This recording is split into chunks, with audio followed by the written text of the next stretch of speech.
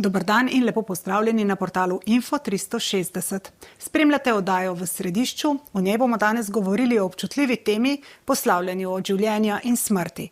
Oddajo bom vodila Brigitte Ferlič-Gajnar, v studiu pa so se mi pridružili gospod Aleš Primc iz Koalicije proti zastrupitvi bolnikov, zdravnica Bojanka Štern, podpredsednik Socialnih demokratov Luka Goršek in Igor Pribac, soavtor zakona o pomoči pri prostovoljnem končanju življenja. Lepo pozdravljeni. Lepo pozdravljeni. Hvala, ker ste se nam pridružili. Pa bi jaz začela najprej z nekim osebnim vprašanjem, ki ga naslavljam na vsakega od vas. In sicer vas prosim za odgovor, a ste imeli kdaj v svoji družini, med svojci, prijatelji, znanci, bližnjimi, kdaj kogarkoli neozdravljivo in hudo bolnega, trpečega, ki se je želel posloviti od življenja, torej biti evtanaziran. In kako ste v tem primeru ukrepali?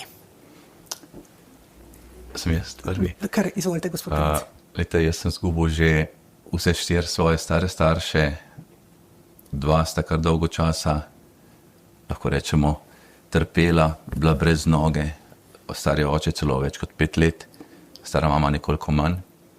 Ampak mi smo se vedno trudili, da smo se počutili sprejeti. Se pravi, da so bolniki med nami, v naši družini, bili vedno sprejeti, vedno smo delali tako, da se ne bi počutili v breme, vedno smo delali tako, da bi se čutili ljubljene in vedno smo jim tudi pomagali, da so se čutili koristne, tudi v času bolezni. Se pravi, smo res naredili vse za to, da je družina ostala skupaj tudi v času preizkušnje. Bil sem pa zraven tudi pri smrti. Se pravi, moj prijatelj je umrl in jaz sem sedel v bolniški posteli, gledal njega, gledal aparature. In moram reči, da je bilo to, ko si ne mi grejo po konci, to zelo dostojanstvena izkušnja, ki sem jo doživel. To poslavljanje, to odhajanje človeka na drug svet je nekaj tako zelo dostojanstvene in nekaj tako, tudi konec koncev enkratna osebna izkušnja, ki jo vsak doživi v življenju samo enkrat. In moram reči, da to poslavljanje tega mojega prijatelja je bilo za mene izjemno močna čustvena izkušnja. Še danes me spremlja in sem hvaležen za to, da sem lahko na nek način bil priča temu njegovemu slovesu, ki je bilo dostojanstveno in po naravni poti. Se pravi, tako kot mu je bilo namenjeno. Se pravi, nihče ni vmes posegel, se je poslovil z tega sveta, aparature so v enem trenutku pokazale same črte, ne, in takrat je potem prišla zdravnica oziroma zdravnik in je rekel, da smo ga izgubili. Tako da, slovo človeka je nekaj zelo dostojanstvenega, nekaj, kar te gane in je pomembno ne samo za tistega, ki odhaja, ampak tudi za tiste, ki ostanemo. Gospa Štern, imate vi podobne izkušnje? Vas je kdaj kdorkoli prosil, da bi predčasno zapustil ta svet? Torej tako, že zaradi narave poklica, ki ga opravljam, sem bila navzoča pri številnih smrtih. Ker pa nikoli nisem delala v bolnišnici, se je to vse dogajalo doma. Moje prvo spremljanje umirajočega je bilo, ko sem bila stara 17 let in mi je v naročju umrl dedek. Tako je naneslo, da sem bila sama z njim, vedeli smo, da umira in umrl je doma. Zadnja izkušnja je pa mogoče stara, ali pa zadnji 2 izkušnji sta pa stari nekaj mesecev do mogoče leta in pol. Oba bolnika sta bila moja svojca. Pri bolnici, ki je umirala za rakom, so me ožji svojci prosili, če sem jim lahko v tem poslavljanju v pomoč. Jaz sem se vozila na Koroško 1 do 2 na teden, sem se z njimi pogovarjala, pogledala, če imajo vse, kar potrebujejo. In ko je prišel trenutek, da sem ocenila, da je stvar dni, če ne ur, in ko sem ugotovila, da je nihče od svojcev ni povedal, da se poslavlja, sem na nek način z nekimi besedami ji dala to vedeti. Svojci so bili presenečeni, ona me je pogledala in mi je pokimala. In rekla je, ko bi lahko vsaj ležala, samo ležala in jih gledala, da jim je dobro, bi bilo za mene dovolj. No, potem, ko je, torej, moj način sporočanja te novice je bil sledeč. Rekla sem ji, poglej, toliko si naredila za svoje otroke, poglej, vsi so okrog tebe, vsi so dobri ljudje, vsi skrbijo za svoje otroke. Kar si pustila na tem svetu, je samo dobra dediščina, zavedaj se tega. A ne? In gospa je potem, ko sem jaz odšla, je poklicala župnika, se je pač spovedala in svojci so mi povedali, da je umrla z nasmehom na ustnicah. Res pa je, da je imela vso terapijo, da je ni bolelo, da je ni bilo strah. Strah je ni bilo, ker je bila osebnost taka, ker se ni bala smrti, ona se je bala za to, kar bo ostalo. Pa še imam takih izkušenj, ampak naj bo ta za iztočnico. Samo zavedati se je pa treba, da nimajo vsi tovrstnih izkušenj, da so obkroženi s svojci, nekateri zaradi svoje bolezni obupujajo, zelo trpijo, zato predajam besedo še drugi strani. Povejte, gospod Pribac, kakšne so vaše izkušnje? Poznate koga, ki se je želel posloviti zato, ker ni več znal, zmogel ustrajati pri življenju? Ja, poznam, po mojem, in se zelo čudim vsem tistim, ki pravijo, da tega ne poznajo, ki pravijo tudi, da spremljajo zelo pogosto odhajajoče ljudi, umirajoče ljudi. Jaz sem v zadnjih 5 letih izgubil mamo in očeta. Bil sem del, lahko rečem, verjetno eden od nosilnih stebrov, nosilni steber v resnici ekipe, ki je skrbela za to, da se je dobro počutila. Torej, govorimo o sestri, ki je obiskovala, patronažni sestri, ki je obiskovala, negovalki in obiskih, ki so bili aranžirani za to, da bi se dobro počutila. No, ampak oče je na koncu rekel, pustite me pri miru. Ni rekel stavka, hočem umreti, mama pa je večkrat rekla tudi to. In mislim, da je to stavek, ki ga je slišal vsakdo, ki je resno spremljal umirajočega. Čudim se zdravnikom, ki pravijo nikoli nihče nikdar v moji dolgoletni karieri. Veste, seveda je res na drugi strani, da ta stavek hočem umreti lahko pomeni samo neko trenutno napol blodnjavo misel. Moja mama je bila dementna v trenutku, ko je to govorila. Ampak ne tako dementna, da ne bi bila lucidna v tem smislu, da je vedela, da bo umrla. Ona je to napovedala 3 dni naprej. In to je moja izkušnja. Torej, kako si kdorkoli, ki resno govori o izkušnji umiranja, spremljanja umirajočega, sploh upa govoriti do to, da ni nikoli nikogar slišal, da bi rekel... Jaz vaše izkušnje ne napadam, ampak tudi vi naših izkušnje ne napadite. Lepo vas prosim. Jaz sem govoril iz srca, govoril sem svoje izkušnje in lepo prosim, ne napadite naših izkušenj. O izkušnjah, lepo prosim, jaz o vaših ne bom razpravljal, vi pa o moj ne. Lepo prosim, no? Oprostite, samo prosim, lepo prosim, o mojih izkušnjah vi nič ne veste. Se strinjamo, vsak opisuje vsak svojo izkušnjo. Jaz mislim, da bi rekel, to so moje izkušnje. Izrazil sem svoje čudenje, to ni nič napačnega. Gospod Goršek, kaj vi pa vaše? V neke podrobnosti ne bi šel, smo pa imeli v družini tudi eno tako izkušnjo, kjer je družinska članica v bistvu bila 5 let nepokretna in seveda razmišljaš o vseh nekih takih stvarih, ko vidiš človeka, da trpi. Imam pa tudi znanca, ki je v bistvu imel tako izkušnjo, da je njegova mama zavrnila zdravljenje, ki bi nekako podaljševalo življenje in na koncu privedli do tega, da je v bistvu žal kar precej boleče tudi potem v nekem bolečem stanju umrla. Torej, iz vseh teh izkušenj, ki ste jih zdaj nanizali, je čutiti to, da vsak ima neko svojo izkušnjo, ki jo je treba seveda vsako posebej spoštovati in ceniti. In kaže na to, da je ta tematika zelo težka. Zelo težko je spraviti v nek kontekst, zdaj se poskuša ta tematika urejati z zakonom. Vi ste zdaj zoper zakon, oziroma da se zbirajo podpisi za referendum glede tega zakona o prostovoljnem končanju življenja. Povejte mi, gospod Primc, koliko podpisov ste zbrali, kako poteka zdaj ta pot? Današnji dan smo začeli z 34 000 podpisi. Jaz se ob tej priložnosti, dovolite, zahvalim vsem, ki so že podpisali, zahvalim se naši čudoviti ekipi prostovoljk in prostovoljcev na stojnicah, ki že več kot en mesec vztrajno, srčno delajo za to, da ljudi spodbujajo, da bi oddali svoj podpis. In mnogi so jim za to zelo hvaležni. Se pravi, draga ekipa, hvala vam za vse to, kar ste naredili, čudovito delo je za nami. Vsi tisti, ki pa še niso oddali podpisa, pa vas lepo vabim, da greste čim prej oddati podpis na upravne enote, Ni nujno na domačo, pejte na najbližjo, ki vam je v tem trenutku najbližja. Imamo čas zbirati podpise samo še danes, v četrtek in v petek, na upravnih enotah in pa preko računalnika z digitalnim podpisom do nedelje 5. oktobra. Vsi, ki želite digitalno oddati z digitalnim podpisom, to lahko storite na spletni strani dominicus.si poševnica podpis. Se pravi, zelo enostavno, v 2 minutah lahko oddate podpis. Torej, najverjetneje podpisi bodo zbrani glede zdaj na te, po vaši oceni, da? Jaz se veselim tega, da bodo podpisi zbrani in da nas čaka eno lepo obdobje, ko bomo govorili o lepoti življenja in o tem, kako ni prav, da bi se bolnike zastrupilo. Kako pa vi gledate na ta podatek o zbiranju podpisov?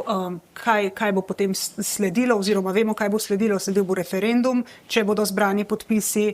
Kako vi ocenjujete ta zakon? Ta zakon je po vašem dober in si ne zasluži referenduma, ali so v zakonu tudi kakšne take stvari, ki jih je treba dodelati, popraviti in spraviti v nek širši družbeni konsens? Projete, jaz sem eden od tvorcev tega zakona in seveda ta zakon podpiram, saj tudi sprejeti zakon ni bistveno drugačen od tistega, ki smo ga pripravili soavtorji v Srebrni niti. Če pa že je prišlo do nekih sprememb, so te zelo v veliki večini sprejetje tistih najpomembnejših ugovorov, ki smo jih slišali med obravnavo prvega zakona. In so povsem prezrte, kar se mi zdi res nekaj, na kar bi moral opozoriti. 2. Evtanazije v resnici ni več, pa še vedno govorimo o njem. Še vedno govorijo lahko, naprimer, Primci in vsi, ki podpirajo to pobudo o novem referendumu o zastrupljanju, kot da bi nekdo drugi to počel, pa v resnici evtanazije ni več, samo pomoč pri samousmrtitvi je v tem zakonu. In tudi druga sprememba, na katero nihče ne opozori, je to, da psihičnih bolezni ni več mogoče uvrstiti kot sprejemljiv razlog za to, da je nekdo deležen te pomoči. Tu sta dva velika ugovora, ki sta letela na prvo verzijo in sta bila popravljena. Glede tega pa zbiranje podpisov, v redu, legitimni so, seveda opozicija, veliko vprašanje je to, se strinjam, dajmo ga še enkrat premisliti, lahko rečemo tako, ampak pozor, vendarle imamo večino iz prvega referenduma, vendarle imamo mnoga druga družbena vprašanja, ki se moramo posvetiti in pravzaprav, če govorimo o številkah, pa če komentiram to, jaz sem mislil, da bo nasprotna stran zbrala te podpise veliko prej, pa kot kaže, bo tesno do zadnjega dne. Gospod Primc, bili ste nagovorjeni, povejte svoje. Predlagatelji zakona, seveda, oni si želijo v čim krajšem času, da bi se zastrupilo čim več ljudi in zato seveda zavajajo vršča. Vsaka njihova beseda je zavajanje. V tem zakonu je določeno, da je mogoče človeka zastrupiti brez njegovega podpisa.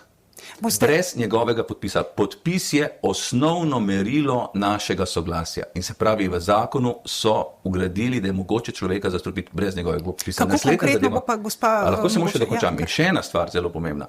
V zakonu je ugrajeno, da mora zdravnik lagati o razlogu smrti. Se pravi, zdravnik v potrdilo o smrti oziroma mrliški list se bo moral zlagati, ne bo smel zapisati, da je človek umrl zaradi zastrupitve, ampak si bo moral izmisliti eno od bolezni, ki jo je človek imel in bi od nje lahko umrl. Se pravi, to je lažniv zakon, ki sili zdravnika, ki sili človeka, ki je njegova poklicna etika, se pravi, višek strokovnosti v naši družbi, da mora lagati. Se pravi, gre za lažniv, manipulativen zakon, s katerim zagovorniki njegovi, se pravi zagovorniki zastrupitve bolnikov, zavajajo v vsaki besedi, ki jo izreče. Zato vas ljudje prosim, ne verjemite jim niti ene besede. Torej, res drži, da morajo zdravniki lagati, da jih silite v to opcijo? Za začetek bi ugotovil, da je gospod Primc mene zdaj ravnokar obtožil 10-krat zapored, da lažem, kar pomeni, da vidim mojo glavo, tako kot je mene prekožil, da vidim, lahko je končam stavek, gospod Primc. Samo kar ste povedal. Motilo vas je, da se ukvarjam z vašimi izkušnjami, zdaj se vi ukvarjate z mojimi nameni, ki jih ne poznate. Z vašimi besedami, ki ste jih izrekel. Če jaz nekaj rečem, še ne pomeni, da lažem, lahko govorim nekaj, kar je neresnica, pa vendar to ni laž.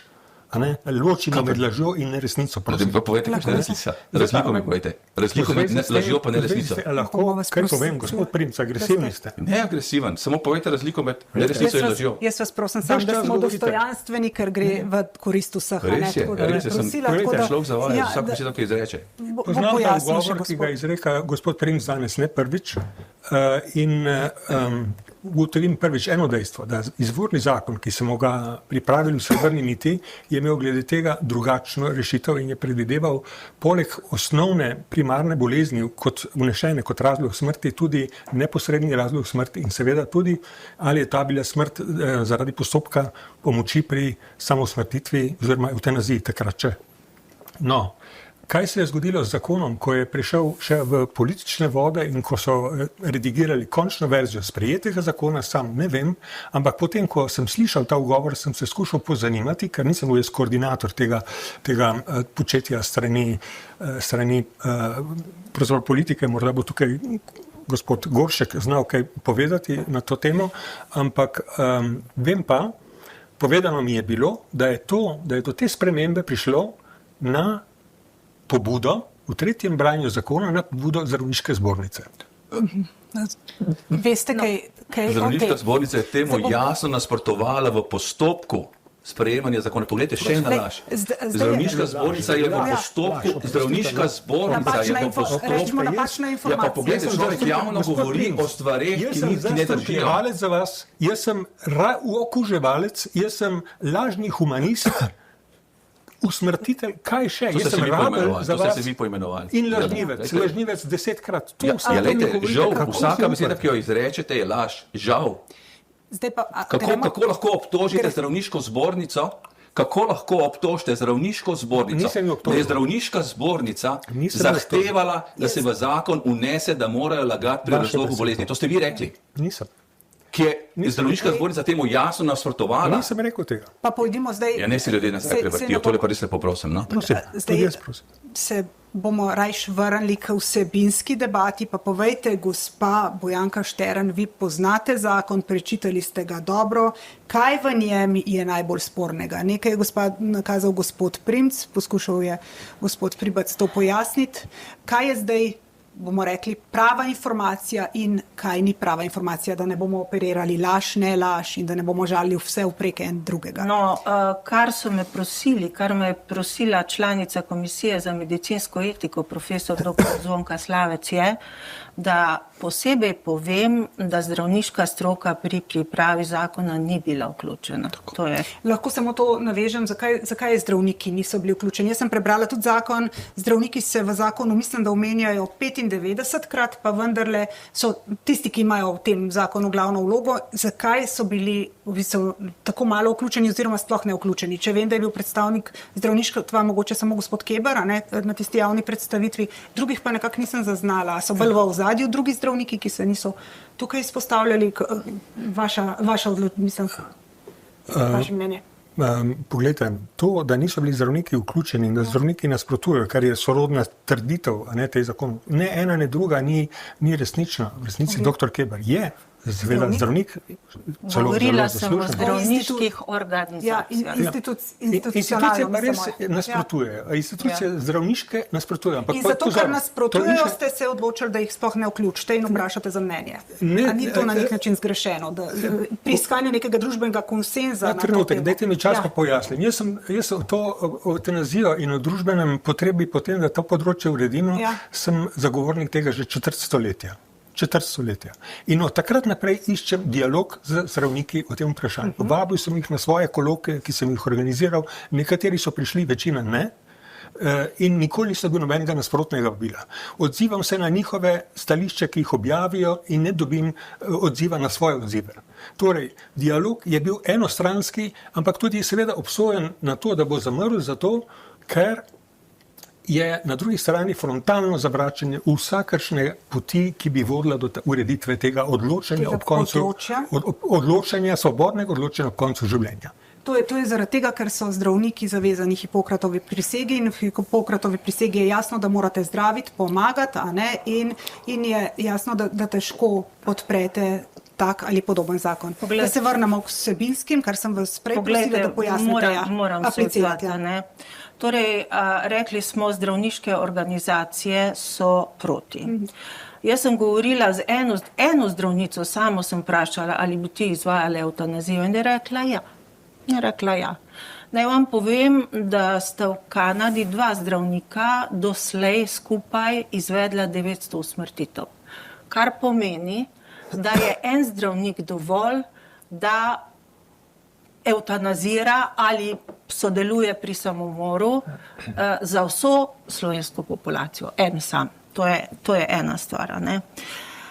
Druga stvar, jaz lahko razumem gospoda, da pač ima tako stališče do smrti, ampak ko jaz berem ta zakon, moram reči, da je zakon slab. Zakon je zelo slab. Zakon ima pri odločanju o tem, ali bomo komu aplicirali smrtno učinkovino, tako nepopoln, tako dvoumen. Naj vam povem, kje se mi je ustavila misel. Misel se mi je ustavila pri členu, ki govori, dokler je človek sposoben upravljati proces torej asistiranega samomora, se ta lahko nadaljuje. Upravljanje pomeni, da je sposoben razmišljati, da je sposoben dajati ukaze, da je sposoben soglašati. Upravljanje izključuje izvajanje. To se pravi, zakon pušča luknjo. Kaj se zgodi, če je človek tetraplegik, če človek ne more s prstom pritisniti, torej da mu strupena učinkovina pride v kri, ali ni sposoben vzeti tablet, ki so pač temu namenjene, potem mora to storiti nekdo drug. In to, trdim, je ostanek evtanazije v tem zakonu. Se strinjate? Poglejte, bi se dalo zakon izboljšati? Vsak zakon se da izboljšati. Vse obstoječe in neobstoječe zakone je vselej mogoče izboljšati. Vendar, ta zakon je zelo dober zakon, delali smo na njem 5 let, iskali konsens širom in v globino in v višino, šli smo na pogovore z zdravniki in tudi upoštevali veliko njihovih pripomb. To nam tudi priznavajo, ko se resno pogovarjamo. Omenil sem 2 ključni, ki jih je treba imeti v mislih, v zvezi s tem pa tudi ta pripomba, če bi bila izrečena pravi čas, bi morda naletela na dobra ušesa. Zdaj jih izrekate, slišim to pripombo, slišim prvič. Če pa bomo rekli, da bi pa to, da bi ta pripomba, take malenkosti ustavile zakon, to se mi pa zdi, da je vsekakor neprimerno. Gospod Goršek, vi ste ta zakon prebrali, nenazadnje ste ga sprejeli pri Socialnih demokratih. Povejte mi, se vam zdi dober? Ste imeli kakšne pomisleke, so imeli vaši poslanci kakšne pomisleke pri sprejemanju tega zakona? Jaz mislim, da zakon je dober, manj kar precej varovalk znotraj tega. Treba se že tudi zavedati, da zdravnik že danes na prošnjo bolnika oziroma pacientke lahko oziroma mora nekako končati zdravljenje, ukolikor se pacientka za to odloči, kar pa privede do počasnejše smrti in v nekaterih primerih pride do smrti. Zato je v bistvu ta nek segment, da se ureja, bil nujno potreben. Tukaj je tudi zelo pomembno dejstvo to, da vsak prosilec tega v bistvu bo to storil sam. Zraven bo zdravstveno osebe samo asistiralo. In tukaj tu je ta varovalka, ki je bila tudi nekako v bistvu opozorilo posameznih zdravnikov in zdravnici je bila upoštevana. Tako da zdaj govoriti, da zdravstvena stroka ni bila upoštevana, so zdravniki in zdravnice so dajale svoje predloge in nekatere so bile upoštevane. Ne bom mogel vsak celotna zdravniška stroka je proti zakonu, celotna zdravniška stroka, zdravniške organizacije govorijo, nismo bili upoštevali, v celoti so bili prezrti naši argumenti. Potem noben zdravnica ne bo prisostval pri tem. Se vam povedal, med 7000 zdravniki se lahko najde samo eden, ki bo to delal in je zadost. Lepo prosim, ne zavajajte ljudi in jaz lepo prosim, zaproste zdravniške organizacije za njihova stališča do teh izjav, ki sedaj dajeta ta 2 gospoda, ker lažeta, ko pes teče, ne morem drugega reči, ker to. Sodeloval sem v pripravi, sodeloval sem v parlamentarnem postopku in točno vem, kaj se tam dogajalo. Prezrta so bila vsa mnenja zdravnikov, prezrti so bili vsi amandmaji, ki bi lahko morebiti ta zakon izboljšali. Vse ste povozili, gospod Goršek, vse do zadnjega. Vse do zadnjega.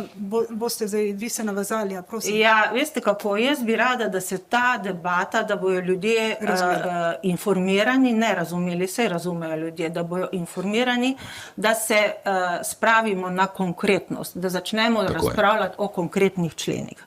Recimo,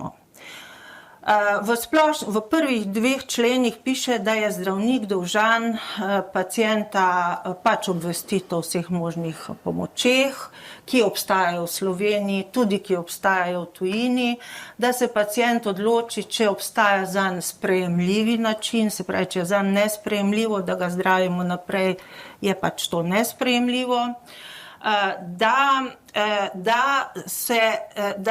mora nekako zdravnik razumeti oziroma biti prepričan, da na pacienta nihče ni od strani pritiskal in ga silil v kaj takega. Kje pride zdaj slab del? Prosim? Kje pride ta zdaj slab del? Sporno, če se na spornosti sam. Kar ste zdaj našteli. Lahko čakate, da povem. Čakamo kar dolgo. Poslušajte, in zdaj, tu sta 2 sporni stvari. Prvič, kako naj zdravnik v ordinaciji ve, da na tega bolnika nihče v domačem okolju ni pritiskal, če mimogrede povem, da je v zakonu člen, 26. člen, zavarovanje za primer smrti. Smrt, ki je nastala kot posledica asistiranega samomora, se ne navede kot vzrok smrti in se šteje kot naravna smrt in zavarovalna pogodba velja ne glede na to, kdaj je bila sklenjena.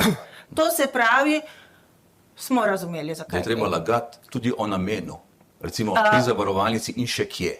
To je eno. Drugo, kako naj človek, ki ne zna pisati, ker tu je namreč tudi člen o nepismenih ljudeh, kako naj, zdaj govorimo o nepismenih, kako naj človek, ki je nepismen, razume, kakšne možnosti nudi paliativna medicina in se o tem obveščeno izreka. To je nemogoče. To je nemogoče.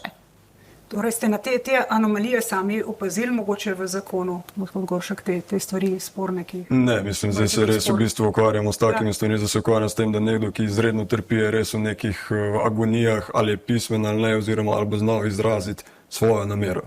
Mislim, ta nek faktor res človečnosti očitno smo res izgubili. No. Tako je, se strinjam. Vse, kar ste naštela, sploh pri prvih 2 delih, se mi zdi glih to dokaz, da je zakon nekako dodelan. To je navadna demagogija, prostite. To je navadna demagogija. Jaz razpolagam številkami, razpolagam z dozami, razpolagam z usodami, vi pa govorite o ne vem če... Če dobro razumem, zdaj vi trdite, da se ne bo spremljalo, kdo v bistvu se je poslužil te pravice. Se tudi lekarniška, nekako lekarne bojo vedno nekako... Če v mrliškem listu vzrok smrti ni asistiran samomor, Slovenija od sprejema tega zakona ne bo imela nobenega podatka, kdo je bil z asistiranim samomorom pač spravljen ob življenje, ne bo imela statistike. Ne bomo dobili teh informacij. Mislim, mrliški list je ključen. A vam se zdi normalno, da se v mrliškem listu laže? Razlog smrti, povejte mi, gospod Goršek, a je normalno, da se v mrliškem listu... Moram jaz tudi to potrditi informacijo, ki je dolgo sem zdi, da je dejansko pač zdravstvena zbornica to nekako ustrajala pri tem, da... To ni res. Tukaj smo mi pri tem amandmaju. Zdravniška zbornica pojasnila to zadevo, ampak se vam zdi normalno, da je v mrliškem listu napisana laž? Vzrok smrti je verjetno napisan. Se vam zdi normalno, da je zapisana laž? Se pravi, da ni naveden resničen razlog. Povejte mi samo to, a se bo to zdi prav? Tukaj je vse laž, očitno. Seveda, se ste jo vi sprejeli in v zakon zapisali. Zakaj za vzrok smrti ni dejanski razlog naveden? Kaj je ključen zadržek? Sprašujete me potem, kar sem vam povedal, da je šlo mimo mene, zato ker Srebrna nit je napisala zakon, s katerim bi bil gospod Prims in gospa prav tako zadovoljna, ker je bil neposredni razlog naveden, pa je bil ta globinska bolezen in tako naprej. Prišlo je do neke spremembe, ki naj bi jo zahtevala zdravniška, predlagala, ne zahtevala zdravniška zbornica. In še mimo grede, še to moram povedati. Nova Slovenija je v parlamentarnem postopku dala amandma, kjer bi to spremenili. Pri katerem smo se mi vzdržali. Pa niste sprejeli. A ste potrdili? Vzdržali smo Ja, se. če vzdržiš, ne potrdiš. Ja, to ne Poglejte. Se pravi, vi ste zavrnili njihov amandma. Poglejte, od vseh 4 sem samo jaz podpisovala mrliške liste. In jaz vem, mora biti kaj je enotno neposredni pisano. vzrok smrti in ne bo me nihče prepričal, da je zdravnik rekel, da je treba to, Ampak imam en da je to predlog, ki treba bo ponarediti. pojasnil. Nihče me ne bo prepričal, ker vem, kaj je neposredni vzrok smrti.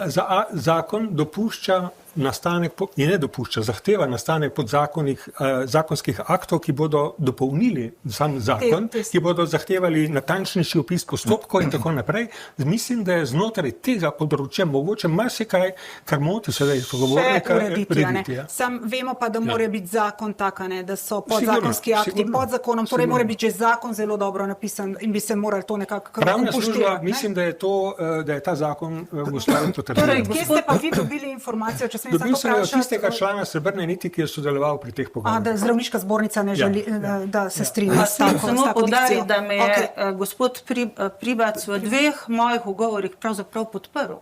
Vi ste me podprli. Danes, zdajle. Zdajle, ja. V katerem? Ko ste rekli, da se da izboljšati zakon pri Seveda, neposrednem vsakega. vzroku smrti Vsakega. in ko ste rekli, da upravljanje bolezni, torej upravljanje procesa ni isto kot izvajanje Ne, to pa nisem rekel. in da je to ostanek evtanazije v zakonu. Ne, ostanek evtanazije, trenutek. V Sloveniji imamo uzakonjeno negativno evtanazijo v zakonu o pacientovih pravicah. Tam se pacient lahko odloči, da ste me že tudi sami ste to pravkar povedali, prej povedali, se lahko odloči, da preneha z vsem zdravljenjem in zdravniki bi naj to upoštevali. Imamo zdaj svež primer tega, kaj se je zgodilo zdaj v UKC-ju. Imamo primer bolnice, ki je prišla v UKC, ki je imela na prejšnjo voljo podpisano in je 2-krat poskušala sama sebi vzeti življenje in so zdravniki 2-krat na silo proti njeni volji prisili k temu, da živi. Če smem. Poznate primer?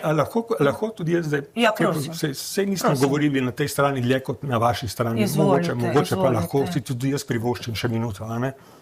Poglejte, to ni samo en primer. V resnici je to primer, ki povezuje v niti vse 3 primere, znamenite primere za ljudi, ki so zahtevali tak zakon, kot smo ga zdaj napravili.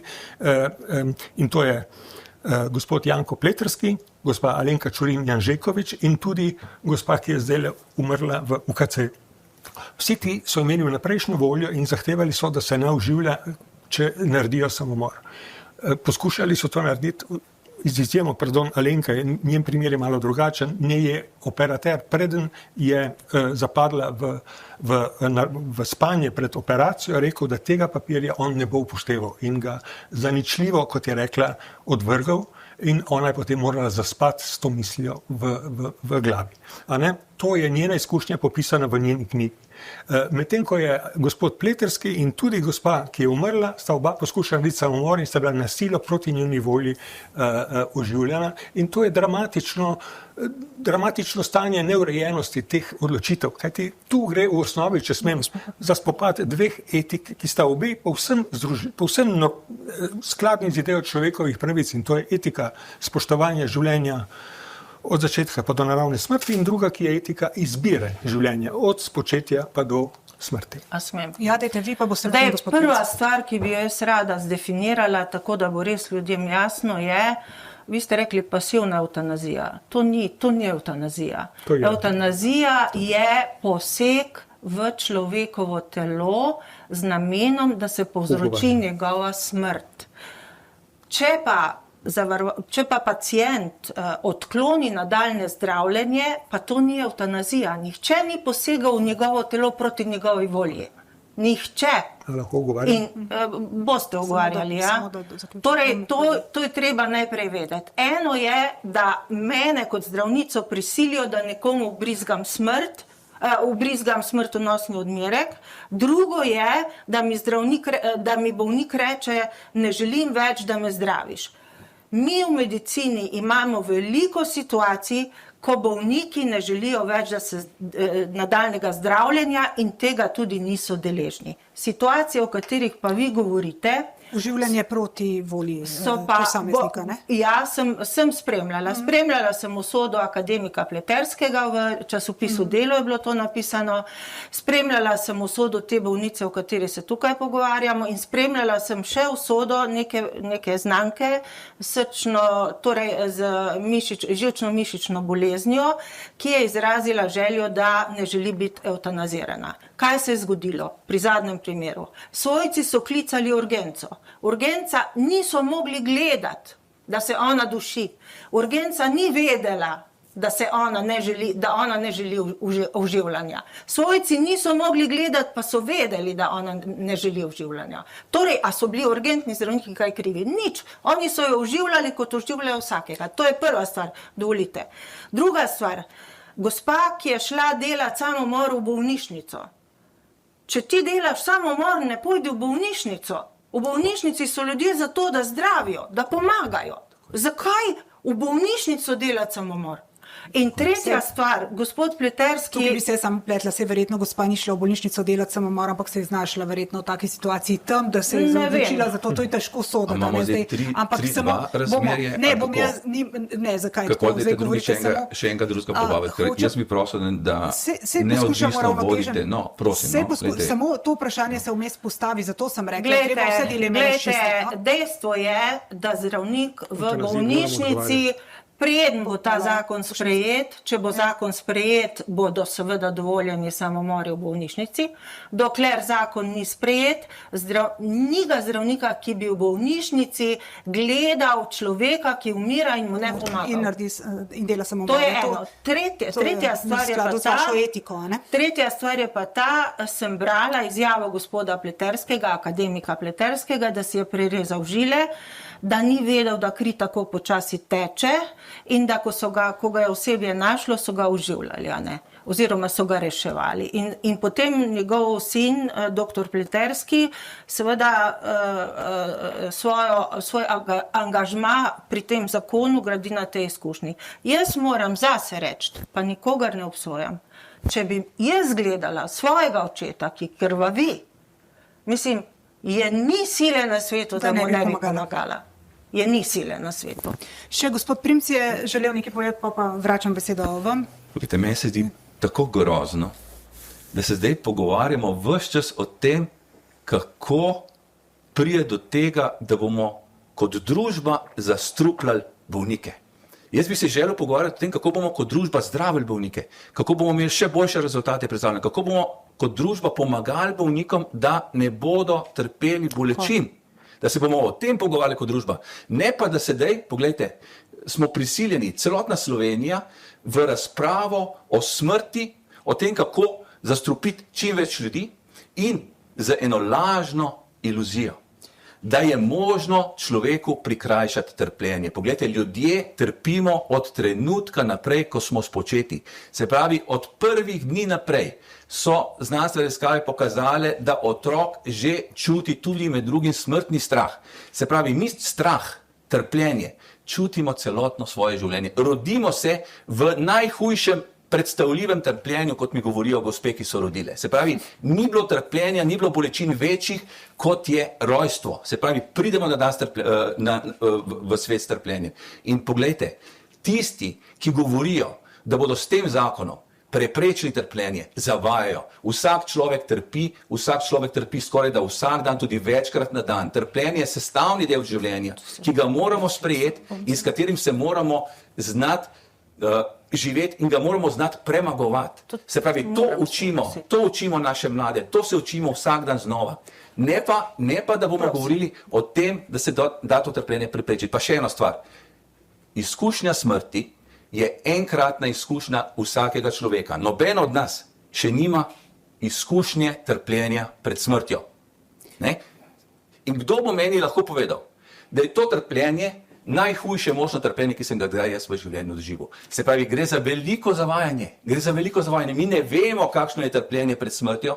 Poglejte, jaz vem, da ko umre en bližnji, gre za neznosno trpljenje. Mi smo pred kratkim imeli v družini to in je zadeva zelo, zelo boleča. A sedaj bomo vsi ljudje, ki trpimo, lahko s časoma začeli uvajati zahtevo potem, da se bomo, da bomo zastrupljeni. Glejte, to nikamor ne pelje. To Bi vas sam nikamor ne prekinila, pelje. ker se vdaja počasi bliža koncu, pa da pridejo tudi Jaz bi sogovorniki na drugi mogoče strani, pa vi še samo ta kontekst vseeno malo Ja, obrnila. ja. Torej, jaz nisem del krščanskega občestva Ja.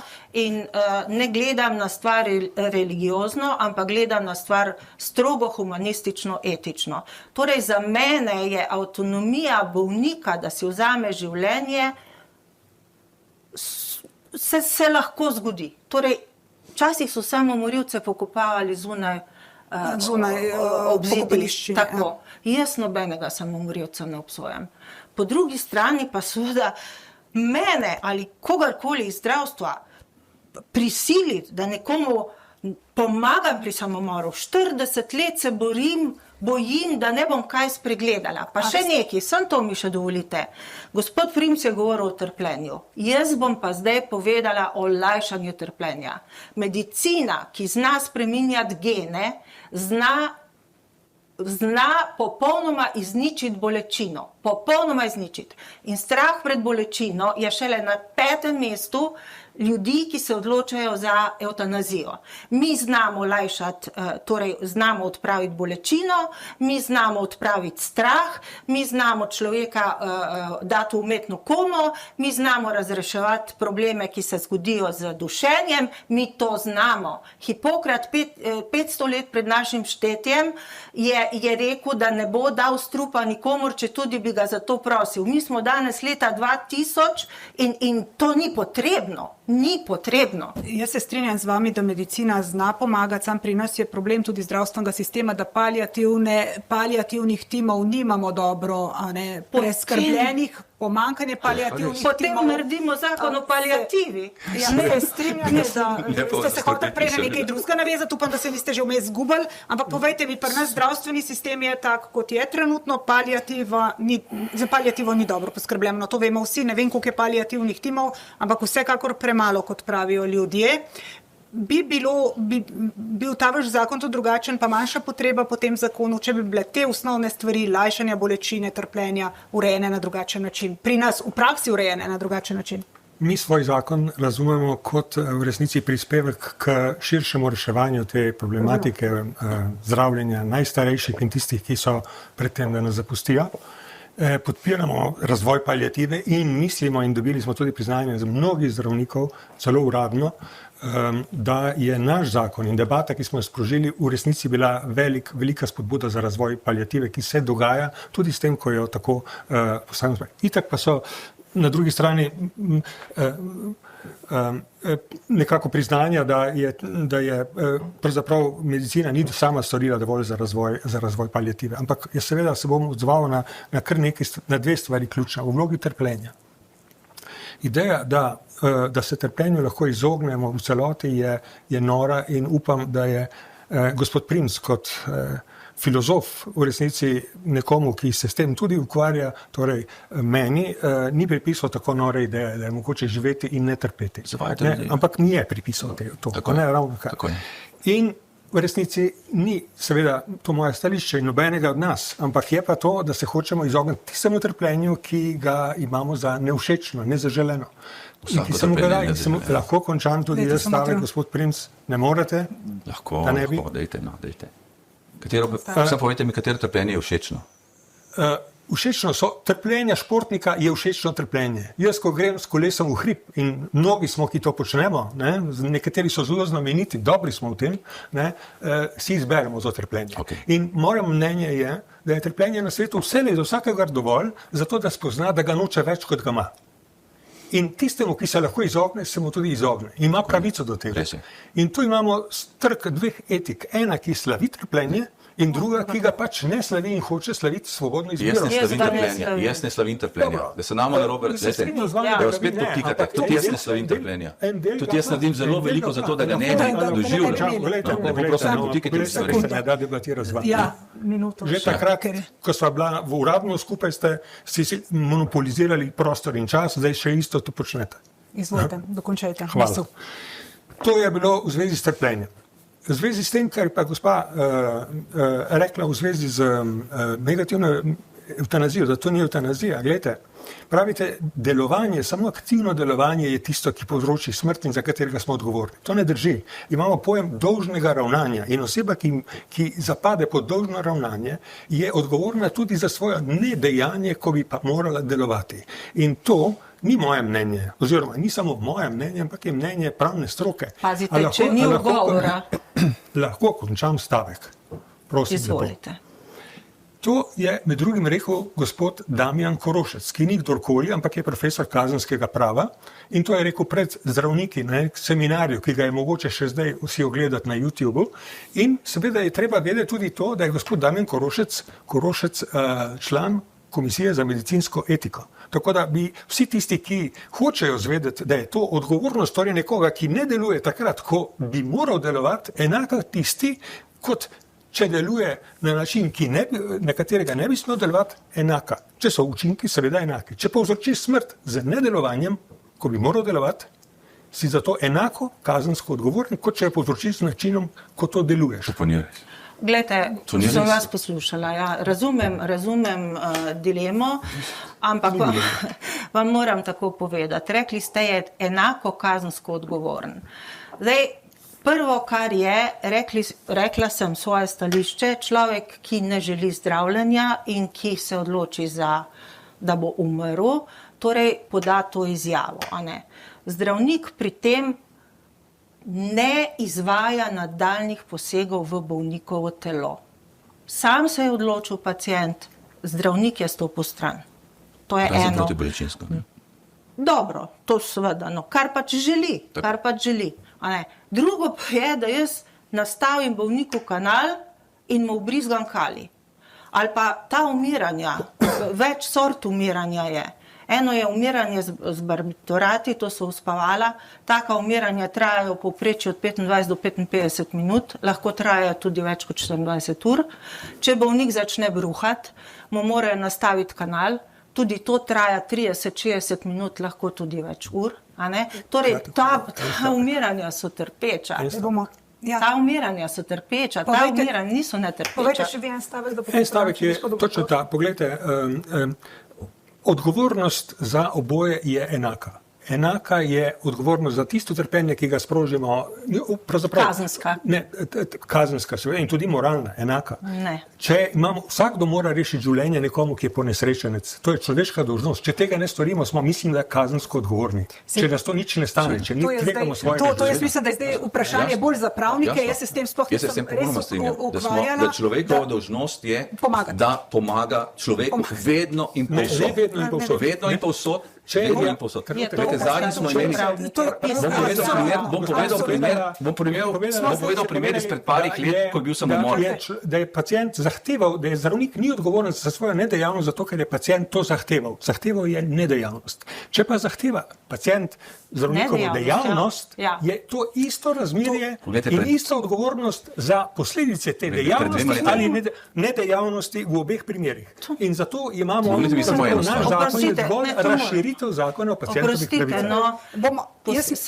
Poseg v človekovo telo je druga entiteta, kot je ne poseg v človekovo telo. To je druga entiteta.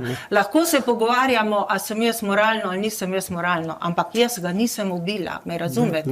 Ne razumem vas. Za to razpravo, vi ste rekel še to povejte. Pred nekaj leti je ena gospa skakala v Ljubljanico iz mosta. En fant jo je videl in jo je rešil. In potem je ta gospa naslednji dan dobila njegovo telefonsko in se mu je zahvalila, hvala lepa, ker ste mi rešil življenje. Se pravi, tudi človek, ki je v nekem trenutku, v neki situaciji, da želi to narediti, se lahko premisli. In ta gospa se je temu fantu zahvalila in je rešil življenje, kljub temu, da je ona izrazila več kot očitno voljo, da ga hoče zaključiti. To je treba zdaj... Sem še en podatek. No, povejte še to. V Avstriji imajo tako urejen asistiran samomor, da bolnik dobi učinkovino in jo ima lahko pri sebi na nočni omarici 1 leto.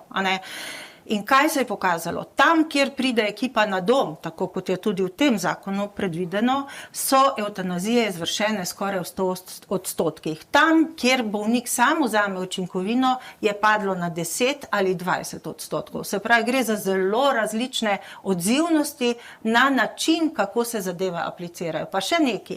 Če vaš 18 ali pa moj 18 let star sin, polnoleten, zboli za nekim rakom, prvo zdravljenje neuspešno, drugega zdravljenja ne želi, jaz kot ali pa njegov zdravnik ne sme obvestiti njegovih staršev, da se ta njegov otrok želi evtanazirati oziroma asistiran samomor storiti. Ne sme obvestiti. Dve pripombi na Avstrijo. Prva pripomba, leto dni na bolnikovi omarici je strup. Vsak, ki govori o tveganosti zakonov, urejevanja tega področja, potem mora tukaj videti rdečo barvo, kajti to je eno leto priložnosti za nekoga, da pride mimo in ga nekam potakne. To je v tem kontekstu nebistveno. A lahko končam stavek? Ne morem. To je nebistveno. Ne gre. Še en pripombo imam, ki je še pomembnejša, a ne?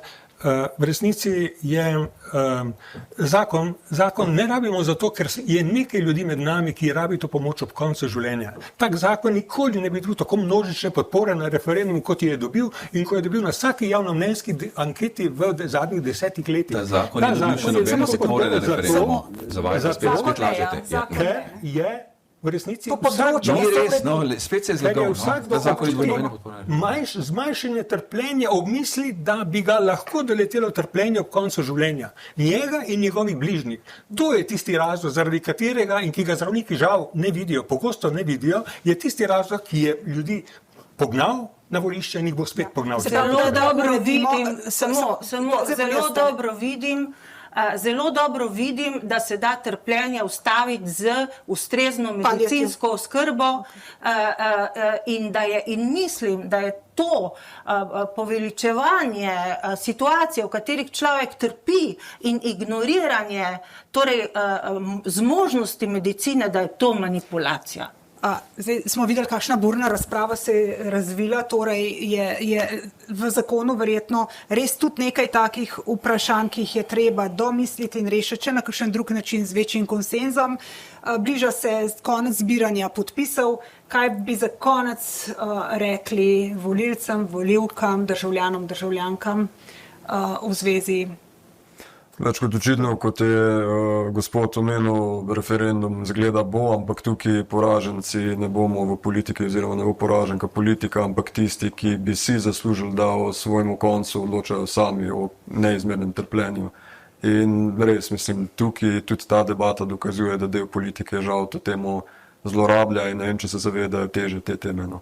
Bi tukaj zaključil, glede to, da vmes nismo niti priložnosti, da bi karkoli konkretnega dodal. Ste želeli med debatom mogoče še kaj, kar je bilo tako burno, kaj dodati? Gospod Pribec je v bistvu zelo dobro zajel, tako da lahko podpišem vse, kar je... Se v celoti strinjate z njegovim mnenjem? Definitivno, da. Se pa strinjate morda tudi s tem, da bi zakon vendar... Vsak zakon se lahko da popraviti, vsak zakon je lahko boljši in tukaj v bistvu se da še vedno karkoli tudi dodelati. Gospod Pribec? Za zaključno mnenje. Če je že gospod Primc dobil uvodni monolog, bi prosil, da imam jaz vsaj možnost zaključne besede. Se ni bil. Kar povejte. Zdajle. V redu. Potem je to mnenje.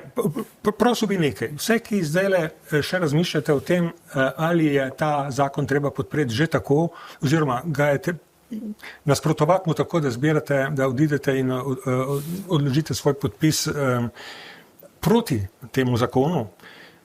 Vprašal bi, naj vse te ljudi, pa tudi ostale, seveda, vse, ki so še neodločeni, kakšen njihov stališče zakonom. Jaz tukaj vidim zelo jasno sliko, kjer imamo dve etiki, obe sta združljivi z idejo človekovih pravic, pri čemer ena pušča drugi, da mirno živi in da ljudje, ki spoštujejo to etiko, bom rekel, umrejo, kot hočejo umreti, medtem ko druga hoče z nasprotovanjem tem zakonom, ki odpira pot tudi drugi rešitvi, drugi etiki, da se uveljavi tako, kot se je že stoletja uveljavila prva, da pride na status enakosti. To je elementarna pravičnost. Elementarna pravičnost do dveh Etik, ki naj mirno soživita v tej družbi in ki naj bosta spravljivi druga do druga. Zato sprašujem te, ki gredo in oddajo te podpise, v imenu katere ideje, strahu, da vas bomo mi, ki imamo drugačno mnenje, zastrupili. Na podlagi zakona, ki ste ga sprejeli, ki to omogoča. Poglejte, ne gre za dve etike, gre za to, da gospod Pribac in vladna večina ukinja prepoved ubijanja. Ukinja prepoved ubijanja, se pravi, prepoved ne ubijaj ne velja več. Ukinja Hipokratovo prisego za zdravnike brez soglasja zdravnikov. Ukinjate z zakonom, zgodovinski dokument. Ukinjate Hipokratovo prisego, ki pravi, da zdravnik nikoli. Nacizem, ki si je nacizem, evo, to ste. Dediči nacista. Dediči nacistov.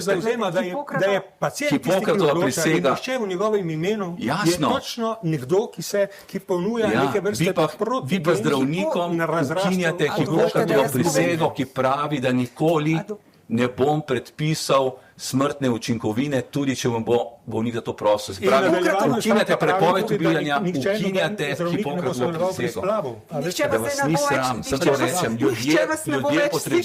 ljudje potrebujejo zdravljenje, lajšanje bolečin, ne pa zastrupitve, da vas ni sram, da to delate. Trpljenje in bolečina nista ista stvar, gospa je tudi to prej lepo priznala. Bolečino zna zdravstvo zelo dobro reševati, trpljenje pa ne, ker za trpljenje je opredeljena tista druga definicija zdravja, namreč dobro počutje. Dobrega počutja medicina ne zna vselej ustvariti. Ali pa je cena taka.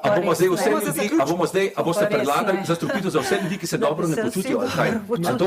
A so to boste predlagali? Da bo merilo dobrega počutja, merilo vrednosti življenja? Da vas ni sram. Kam gremo?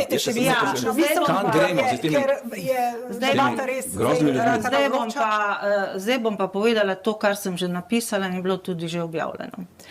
Torej, jaz si nisem predstavljala do začetka razprav o tem zakonu, da bo za časa mojega življenja prišlo do situacije, ko se bomo v Sloveniji o tem pogovarjali. Ko se je ta pogovor začel, je bila moja prva asociacija bil Mengele.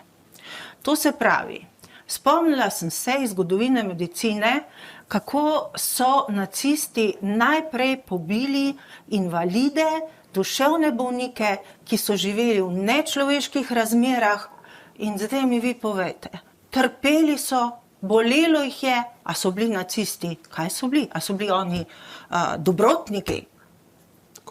A so bili oni dobrotniki, ko so te ljudi, ki so trpeli, pobijali?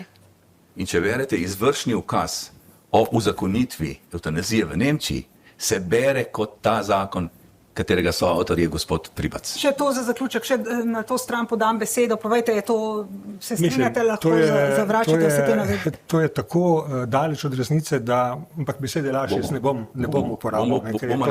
Naslednje soočenje prinese, pa bomo primerjali. Naslednje soočenje prinese, pa bomo primerjali. Zdaj moramo mi na podlagi tega soočenja dobiti seveda odgovor še zdravniške zbornice, smo rekli, pa pravnikov, se pravi, vrsto stvari smo zdaj odprli, tako da bi bilo dobro, da bi jih tudi zaključili.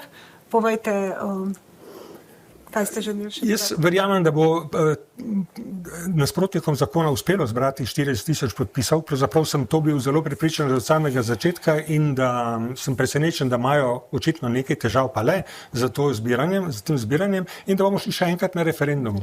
Si pa upate napovedati rezultat referenduma, gospod Goršek? Jaz mislim, da bo velika večina v prid temu zakonu. Ker ljudje so sočutni in razumejo, o čem govorimo, čeprav ta razprava ni najbolj pokazala tega. Je pa vprašanje tudi, samo še to navežem, da zakon, kot je napisan zdaj, bo ostal, glede na to, kako je zdaj zdravstveni sistem urejen in kako funkcionira, lahko le mrtva črka na papirju, ker bo izjemno težko vse te tudi administrativne stvari izvajati. Obremenitve zdravnikov so velike. Potem smo kar specialisti v administrativnih zadevah. Mrtva črka na papirju bo ostal samo, če bomo ljudje zdaj le še v naslednjih dneh množično oddali podpis in če bomo potem šli na referendum in množično zakon zavrnili. To je edini način, da bomo rešili bolnike pred zastrupitvijo in edini način, da ta zakon res ostane mrtva črka na papirju. In to hitrico, ki je bila pred prvim referendumom, ki sicer ni šel v tem zakonu, ki je bil združen z odločanjem o RTV prispevku pa o marihuani. Torej, volivci se niso odločali informirano. S tem se odpira prostor in čas, da se ljudje dejansko informirajo, kaj bi se jim lahko nudilo, česa v Sloveniji ni in kako jim lahko pomagamo, da ne bodo prisiljeni delati samomorov. Bomo počakali na izide, tako da sodelujočim najlepša hvala. Hvala za to burno razpravo. Vi pa se odločite po svoji vesti in hvala, ker ste bili z nami. Do prihodnjič, nasvidenje.